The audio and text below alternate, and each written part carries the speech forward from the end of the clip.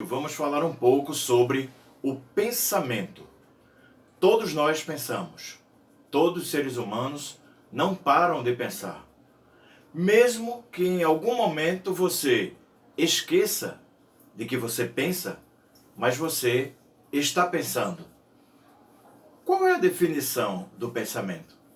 Uma das bem interessantes nós colhemos do Mauro Maldonato, no seu Dicionário da Mente. Atividade operacional da psique que permite avaliar a realidade e formular julgamentos por meio de processos de associação, correlação, integração, abstração e simbolização dos dados informativos. É bem interessante porque ele coloca como atividade operacional da psique. O que é que você vai entender por psique? Alguns vão entender por mente, outros vão entender por alma, outros ainda vão entender por espírito. Mas é bem interessante essa passagem do Mauro Maldonato. Atividade operacional da psique que permite todos os tipos de avaliação por quais nós passamos e que vai nos mostrar o que é o pensamento. Desde os tempos antigos, e aí falando-se principalmente dos filósofos, na Grécia Antiga, o homem já era convidado ao pensamento. Por exemplo, Platão vai trazer o mito da caverna, aquela questão em que alguns homens estão acorrentados, escravizados em uma caverna, e um deles consegue se libertar. E observam um mundo diferente. O mundo que eles observavam na caverna era um mundo de sombras. Mas ele percebe que do lado de fora da caverna, essas sombras elas têm vida. Elas têm uma figura em que ele consegue observar mais nitidamente. E ele vai trazer essa informação para os outros. Os outros não recebem muito bem. É uma avaliação do pensamento. Não interno, mas uma avaliação sobre as coisas, sobre os objetos e sobre os outros. Mais adiante, Agostinho vai trazer um indício daquilo que Descartes iria falar mais adiante. Agostinho vai trazer em latim, si ene fallor sum, que quer dizer, se me engano, sou. Agostinho também coloca a questão da dúvida e ainda da intencionalidade.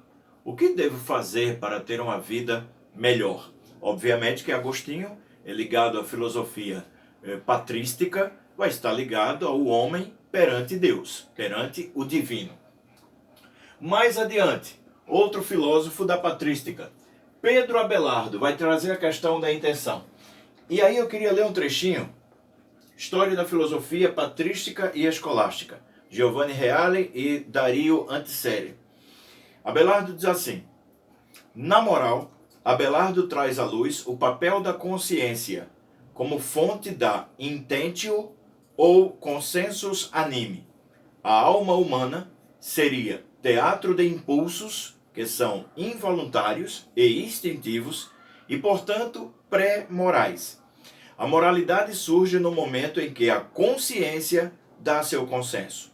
Os atos morais, portanto, são qualificados a partir do interno, pela intenção de quem opera. É bem interessante porque vai causar uma discussão muito grande, principalmente dentro da igreja, da época da igreja católica, dominante na Idade Média, em que ele vai trazer a questão da intenção, de que o nosso pensamento passa por um estágio de intentar algo.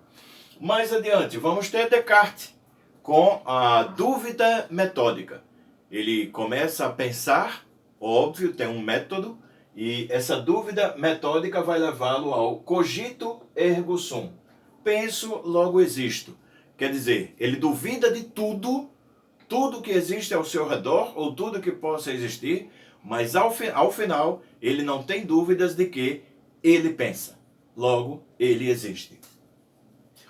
O professor Dr. Antônio Damasio diz que, em larga medida, o pensamento é feito de imagens. É bem interessante. No seu livro, O Erro de Descartes. Bem interessante que nós trazemos Descartes e depois Antônio Damasio, com o erro de Descartes, mas ele explica o porquê nessa obra. Diz-se frequentemente que o pensamento não é feito apenas de imagens, que é constituído também por palavras e por símbolos abstratos não imagéticos. Ninguém negará certamente que o pensamento inclui palavras e símbolos arbitrários. Mas essa afirmação não dá conta do fato de tanto as palavras como outros símbolos serem baseados em representações topograficamente organizadas e serem eles próprios imagens. Por exemplo, quantas vezes você pensou num número, um número qualquer, 1, 3, 5, e esse número apareceu em imagem para você no momento em que você pensa? Uma operação aritmética, uma conta que você faz e aparece lá o número 187, por exemplo, esse número aparece em forma de imagem também para você, porque você já viu esse número em algum lugar ou você somou naquele instante e a soma dos números trouxe aquela imagem para você. Para a gente fechar, pelo menos nesse vídeo, trago algo aqui de Fundamentos de Neurofisiologia, uma introdução para educadores. É o funcionamento do pensamento. Ele diz assim: é possível definir o pensamento como a atividade mental que abarca tanto o raciocínio quanto a compreensão. Juntamente com a consciência, é o processo mais complexo do sistema nervoso e integra outros processos como a atenção, a linguagem e a memória. A cognição realiza a compreensão sobre o mundo com base em representações mentais, como os conceitos, e vincula conhecimento prévio, presente, na memória de longo prazo, com processos de abstração e lógica. As áreas do nosso cérebro envolvidas são principalmente as áreas integrativas do córtex posterior e do córtex pré-frontal. As últimas regiões a se formarem tanto no desenvolvimento filogenético como no desenvolvimento ontogenético. Grande abraço a todos e até o próximo vídeo.